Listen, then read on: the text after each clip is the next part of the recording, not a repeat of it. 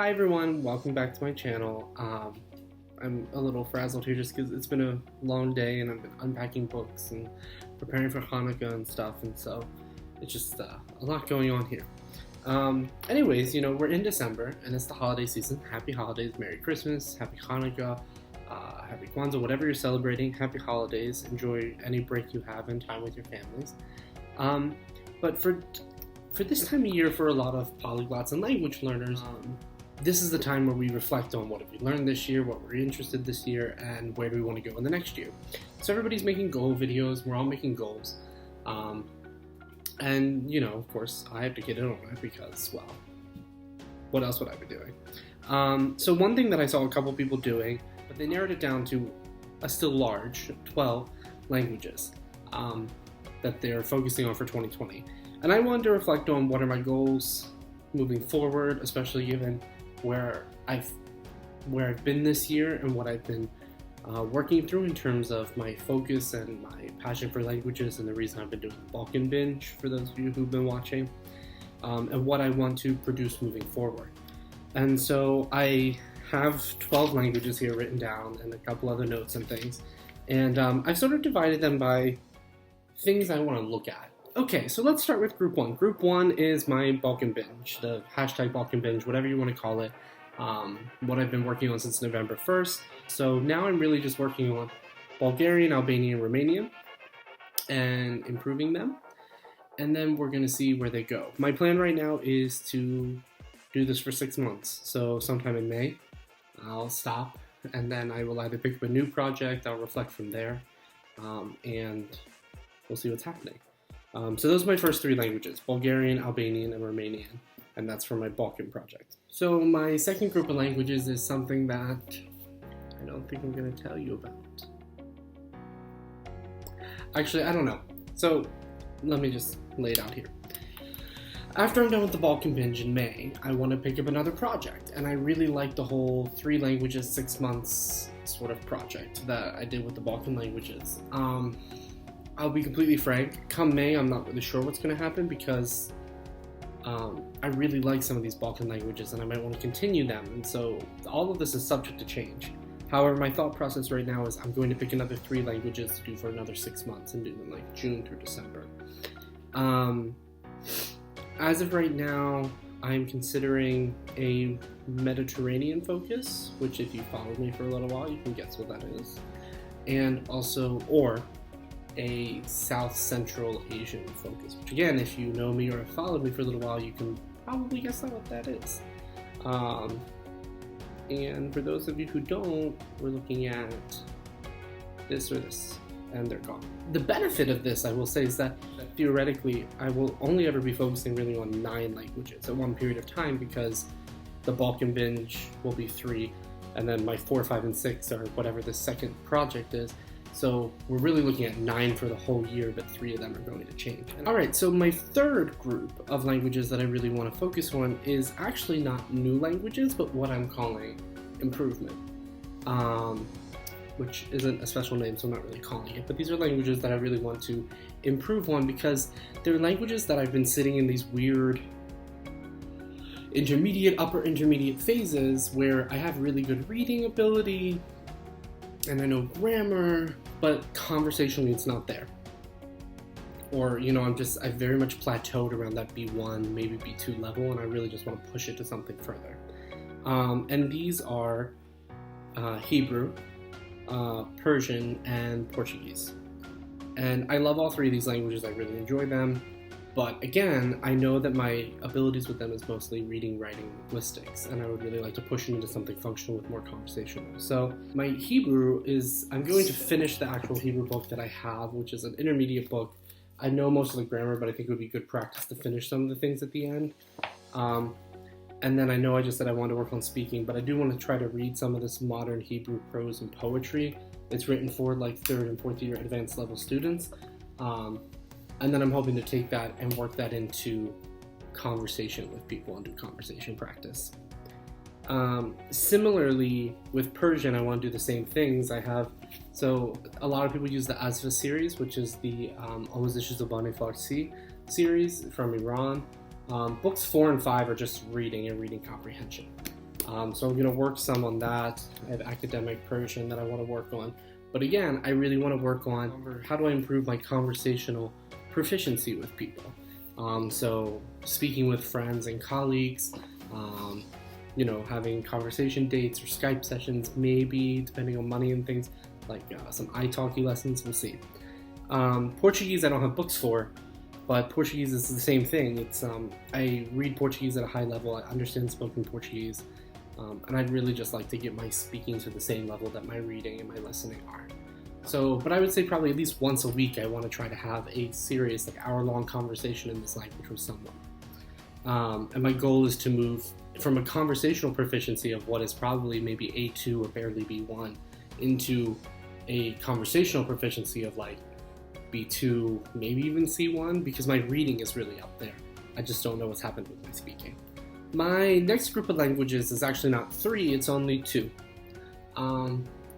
When I went through this and I thought I have a 3-language project here, a 3-language project here, and 3 languages that I want to improve on, I honestly had a hard time picking my last 3 languages. I've studied so many languages throughout the years. There are a lot of things that I could work on and improving or trying something new. And I made a list. I had a lot of things listed, improve your German, improve your Swedish, improve your Dutch, improve, spend time really seriously taking on Yiddish, go back to maybe Chinese or something. And nothing really jumped out to me. And I was speaking with my friend and I told him, my concern is that I'm going to say I'm going to improve my Swedish and then I'm going to lose all drive. And so I wasn't really sure what to do with my last 2 or 3 languages. And then this friend I was speaking with, my friend Guy, because he's going to be helping me with these, he recommended, like, what if you tried something new? And he's going through the same thing. Do I try something new? Do I improve? How do I structure this? And so we both decided that we were going to pick one language that was like a sort of scary language for us, whether it was incredibly difficult or just something that we've always wanted but we've never really sought to seriously tackle, and something that would be like a fun language for us. And we also wanted to try to pick something that the other one spoke so that we could help one another. So my scary language, which is a language that I've considered that I've really wanted to sort of tackle over the years, and I did study a little bit years ago, is Hungarian. And Guy has lived in Hungary for several years. He speaks Hungarian at a B2 level, I believe. He's taking the B2 test, and he's prepping for the C1 test. He's American. He's a wonderful polyglot. If you're on Instagram, you should try to follow him. I will ask his permission before posting his information, though. And he's a great guy overall. And so he offered to help me dig into Hungarian. So I have a lot of books. Actually, not a lot, but maybe 5 or 7 books that I've picked up for free over the years. But the 2 that have really been recommended to me is, so there's the Magyarok books, which is the textbook and workbook. I have the A1 books. I started using them years ago. They're not bad. They're full immersion though, so this is where having somebody like Guy or a native speaker to help, or even Google Translate to read instructions, becomes super useful. So I will be using them. And the other one that I got for free, but I haven't really dug into. I've been told that this colloquial Hungarian book, although this is the older edition, I believe, is actually quite good. And it might be a good reference for me to have stuff in English. Also, if I finish the A1 book and I don't want to buy the A2 book, this probably goes into A2, probably, I would imagine. So that's my scary language, Hungarian. Not so much that I'm scared of it, but it's just something I've really sort of held back from doing because I really like it and I really want to explore it, but I haven't really been able to justify it to myself to be like, here's something that's not related to research, you can't use it professionally, you don't have a lot of great resources for it, and it's not, something easy to pick up like Swedish or whatever. No offense to Swedish, as much as I like it. My fun language is actually something that Guy and I have in common, and we're both going to study it together, and that is Czech. I really like Czech, and part of that is just because I like how it sounds. It's similar to Polish, and I really went through sort of like a Polish kind of phase for a while. I didn't study it seriously, but I just really loved it, and I hoarded sources for Polish. And I have a lot of Czech books. A lot. Michael Heim was a Slavic scholar at UCLA who passed away a few years before I got there. and they were cleaning out his office one year and giving away some of his books to graduate students. So I got like a whole shelf of just Czech textbooks. Honestly, what I'll probably be focusing on is these are drier books, but I like a dry textbook. So Michael Heim wrote a conversational Czech book, which again, very dry, but I do like it, and a readings in Czech book. And I'll probably work through those. Also looking at, maybe some grammars that I have and things. Also, Czech and Hungarian are both available on Duolingo. I like Duolingo because it's something that's easy for me to use every day for practice. I don't think it's going to teach me a language 100%, but it's an easy way to get in some sort of FaceTime with that language, even if I'm really busy. So I'll also probably be using Duolingo. My final language is a little bit out there, I guess. For those of you who watched me for a while on my previous channel, have followed me on Instagram, whatever, I tend to be very Middle East, Europe kind of focused person. I took a semester of Mandarin Chinese in college. I've played with some Japanese and Korean. I had a slight Thai phase for a little while. And I've just never really been able to fall in love linguistically with a lot of Asian languages, particularly East Asian languages. The two that I've really loved the most over the years, well, three, I would say, is Cantonese would be the third one, but the two that I've really liked the most are Japanese and Korean. So my last language that I have written down here is Japanese. I started learning Japanese a little while ago. I played with it in high school, and I've gone through phases where I'll pick it back up. I most recently just picked it up because there's a Facebook group called Lingua Franca Challenge where we study a language for 6 months together and use it in the group as a lingua franca. And currently we're on Japanese until May. And so I pulled out my Japanese books, which are the Japanese from Zero books, which I love. I will link George Trombley's stuff in this book, in this video and everything, because I love these books. And I look up to George Trombley very much as somebody who learned a language, found love with it, and wants to write textbooks about it. That's how I feel about Arabic. I really like these books. I like how they're structured. I think they explain things very well. They are a little slow, maybe, but for a language like Japanese, you really need that time, so I'm okay with that. My 12th language for 2020 is Japanese. Again, this might change. When the Lingua Franca Challenge ends on Facebook, I might pick up whatever the new language is, and it might be too much to try to do all of it. I might say I'm going to continue with Japanese because I'm really enjoying it. At this point, I'm not quite halfway into book 2, a little bit over halfway, and then I already own book 3, and 4 and 5 are out. And again, I really like the series, and I like the method, and I like George's videos, so I might very well continue with it, especially if I really get more serious with it. My other thought, and again, this is a sort of fleeting thought, is maybe once the Lingua Franca Challenge is done and I set Japanese aside, maybe I go back to Korean.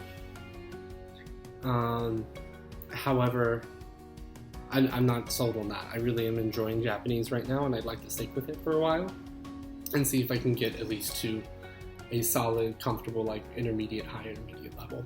But overall, I would say that my goals for 2020 are to continue exploring, but then also to really reflect on myself and my own abilities. I would say that's my general theme is, since moving halfway through this year, I've really tried to take to exploring new things and reigniting the passion for language learning that I've had in myself. But part of that has also very much made me realize, there are several languages that I sit with at an intermediate level that I want to take further. And so I need to try to balance my desire to explore into new things with my desire to actually be able to say that I speak more than just 3 or 4 languages well. Although I think that's something to be proud of, and I am. It sort of bothers me sometimes that, I'm 28 years old and I've studied a lot of languages. I mean, if we count everything I've sort of played with, I studied between 70 to 100 languages in the past 15 years. But in those 15 years, I've only really gained what I would consider good fluency, not basic conversational proficiency or fluency or, traveler's fluency, but things that I can work with on a professional level in 3 languages, which again, I think is something I can be proud of, and I think it's something we should be proud of. But I also know myself. And I know that languages like Hebrew and Persian and Portuguese for me are bothering me because I've studied them and I listen to music, and I read, and I study linguistics in them, and I feel like I know them very well, but then people ask me to talk, and I feel like I'm stuttering, and I sound like a fool.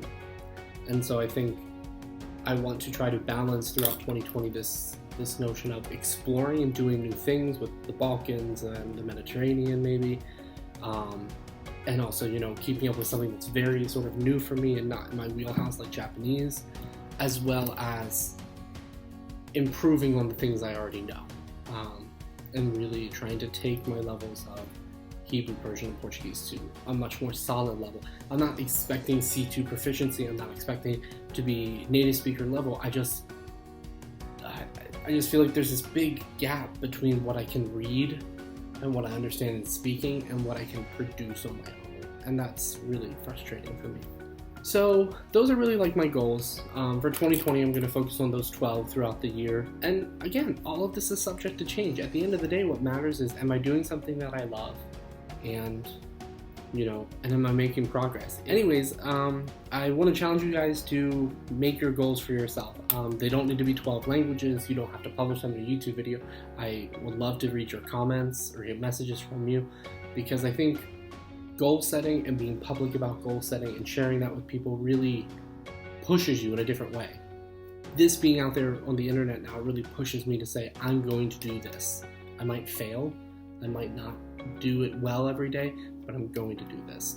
And so I think that you guys setting goals for yourselves too would also be a good idea. So thank you for watching, and yeah, I think that's it. Bye.